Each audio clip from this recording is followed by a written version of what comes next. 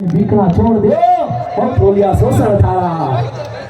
बोतल पवियों में बिकना छोड़ दो, बहुत हो गया शोषण थारा। ये बात ध्यान रखना, ये मोस्ट इंपोर्टेंट बात है। वोटों के टाइम आपके सामने नोट फेंकेंगे, बोतलें फेंकेंगे और हम मजे लेंगे और वोट किसी को देंगे। नशे में पता ही नहीं चलेगा किसको देना था, कहाँ अंगूठा दबा कोई पता नहीं, या फिर नींद में सोए हुए आपका वोट कौन डाल के गया ये भी पता नहीं रहेगा। साथियों क्या लिखा है कि बहुजन भाई जागो, अब तो बहुत बीत गया टाइम थारा और बोतल पवियों में बिकना छोड़ दो, बहुत हो गया शोषण थारा। अरे बाबा साबरा समझ इशारा करो राजरी तैयारी रे, अरे बाबा साबरा इशारा समझ राजरी करो तैयारी रे। नहीं दर दर ठोकर खाओगे फिर कौन सुनेगा थारी रे, नहीं तो दर दर ठोकर खाओगे फिर कौन सुनेगा थारी रे। गणपति यूं कह रहा भाइयों, गणपति यूं कह रहा बहुजन भाइयों रैलिए बंधन में, गणपति यूं कह रहा बहुजन भाइयों बहुत रैलिए बंधन में। और काशी राम के पथ पे चाल के कब्जा कर लो संसद पे, कब्जा कर लो संसद पे। दुश्मन खड़ा मनोभा, अरे कर लो कब्जा संसद पे, इसी भीमराव का बेटा सो मैं, कर लो कब्जा संसद में इसी भीमराव का बेटा सो मैं। दुश्मन खड़ा मनोवाद का मारू ठोकन पाखंड और मानो बात संविधान की, और मानो बात संविधान की। जहाँ ये संविधान बचाओ जो यात्रा निकली है राजस्थान में, बहुत लंबा सफर, और अब मैं मंच पर इनवाइट करता हूँ जित्सा परमार, जहाँ कहीं हो जित्सा परमार वेलकम। जोरदार तालियों से जित्सा परमार का स्वागत कीजिएगा।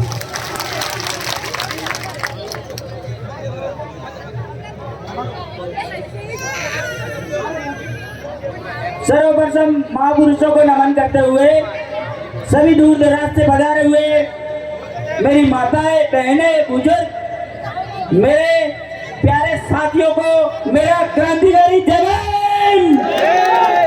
एक बार जय घोष करेंगे, जय भीम, जय भीम। संविधान बचाओ देश यात्रा, संविधान बचाओ देश यात्रा ये क्यों निकाली जा रही है, इसका आपको पता है क्या? इसका आप लोगों को पता है क्या? मुझे जवाब दीजिए, आपको पता है क्या? आज हमारा संविधान खतरे में हो रहा है, संसद में अपनी आवाजें उठनी बंद हो गई है, हमारे ही नेता संसद में हमारी आवाज नहीं उठा रहे। ऐसे नेताओं पर हम लोग टिप्पणी नहीं करना चाहेंगे, लेकिन अपनी समाज की बात रखने वाले नेताओं को, अपनी समाज की हक की लड़ाई लड़ने वाले नेताओं को संसद में लाना होगा। क्यों भाइयों लाओगे ना? बड़े भाई चंद्रशेखर भैया जी का संघर्ष देख लो आप। एक टीचर के बेटे होते हुए एक धरातल से कितना ऊपर उठे आपको पता ही होगा। न तो वो विधायक है न कुछ भी है, लेकिन जहां जाते हैं वह पुलिस वाले, एसपी, डीएसपी सब हिल जाते हैं। ये आप लोगों की बदौलत है, आप लोगों का साथ चाहिए भैया जी को, और आप सब से निवेदन है कि भैया जी का खूब दिल से साथ है। संत रविनाथ महाराज जो सुंदरवादा तलेटी पे हत्या हुई थी, उसके बारे में क्यों न्याय क्यों नहीं मिल रहा है? क्योंकि संसद में बैठे अपने ही नेता आवाज नहीं उठा रहे। संसद में जो बैठे हैं वो संत रविदास महाराज को एक दलित समझ के उनकी आवाज नहीं उठाई जा रही है। ये हमारी कमी है। तो आप सभी से निवेदन है कि चंद्रशेखर बड़े भाई आजाद जी का साथ देकर उनको संसद में लाए। सभी साथियों को मेरा क्रांतिकारी जय भीम, जय जय जय जय भीम। एक बार जोर से, मेरे पास आवाज नहीं आई। जय जय जय जय जय भीम। पीछे तक आवाज आनी चाहिए, गूंज उठना चाहिए, पूरा स्टेडियम गूंजना चाहिए। जय जय जय जय जय भीम, जय भीम, जय भीम। थैंक्स जित्सा परमार। साथियों यदि आप मंच के माध्यम से एक बात समझ रहे हो तो वो जितनी भी बातें बताई जा रही उसमें एक बात ही हमारे सामने आ रही है, वो सबसे मोस्ट है। अब समझ के जाना है और जाकर के घर जाकर के भूलना नहीं है, बल्कि हमें अपने परिवार, आस पड़ोस और अपने मोहल्ले, गांव, क्षेत्र में उस बात को प्रसारित करना है। और वो बात क्या है, आप समझने वाले समझ रहे बहुत अच्छी तरीके से कि चंद्रशेखर के हाथों को मजबूत करना है। इसका मतलब ये नहीं है कि उनको खाना खिलाना है, बहुत हट्टे कट्टे बना देना है। वो मजबूत कैसे करना है, मैंने एक ही बात कही थी कि संसद में भेजना, और उसको भेजने के लिए बाबा साहब डॉक्टर B.R. अम्बेडकर ने हमें एक ताकत दी।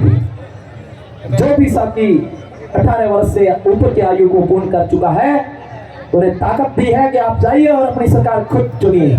अब हमारे संविधान बनाने वाले को हमें खुद चुनना है, न कि दूसरों को मौका देना कि आप चुनिए, हम चुन करके भेजेंगे। हम 85% है साथियों। किसी को पता हो तो काफी लंबे समय से एक मांग उठ रही थी कि जातिगत जनगणना करवाई जाए, जातिगत जनगणना करवाई जाए, ताकि ये पता चले कि देश में किसकी जनसंख्या कितनी कितनी जनसंख्या है। तो इस बात को लेकर के बिहार सरकार का मैं बहुत बहुत आभार प्रकट करता हूं। उन्होंने परसों ही अपने आंकड़े जारी किए हैं। 10% लोग ये सामने वाले, 90% हमें। इतने दिन तो हम समझते थे मूल 85 जय मूल निवासी, नहीं, हम 85 नहीं है साथियों, हम 5% ज्यादा है, 90% है।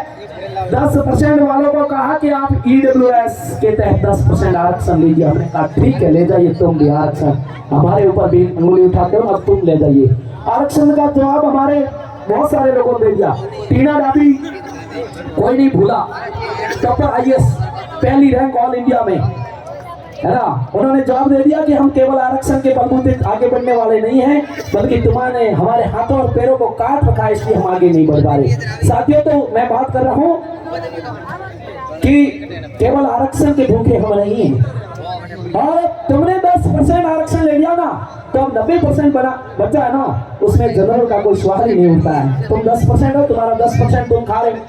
भाई एक थाली में हम 4 जने रोटी खा रहे हैं, एक थाली में एक जना रोटी खा रहा, 5 रोटियां। अब अकेला खा रहा, वो कह रहा मैं तो 2 रोटी खाऊंगा, आप 4 जने 3 रोटी खाओ। ये तो हमारे साथ अन्याय हुआ ना। भाई आप एक बात सुनिए, 4 जने एक थाली में रोटी खा रहे थे, एक थाली में एक बंदा रोटी खा रहा है। जिस थाली में 4 जने खा रहे हैं उनको कह रहे हैं कि आप तुम तो 3 खाओ, लेकिन मैं अकेला 2 रोटी खाऊंगा। ये अन्याय हुआ कि नहीं हुआ? अरे क्या खामोश क्यों बैठे हो? अरे अन्याय हुआ कि नहीं हुआ? आवाज नहीं आई मेरे कानों में, क्योंकि ये गूंज रहे माइक पास में। अन्याय हुआ कि नहीं हुआ? तो हो रहा है। हम जब से आजाद है, भारत देश का संविधान लागू हुआ, उस दिन से आज तक अन्याय हमारे साथ हो रहा है। अब होना ये चाहिए कि जो 5 रोटियां हैं, 5 जने खाने वाले, 5 को 5 दे दो। एक तरफ तो तुमने 10% को कहा 10% खाओ, एक तरफ आपने जनरल रख दिया, उसमें क्या सभी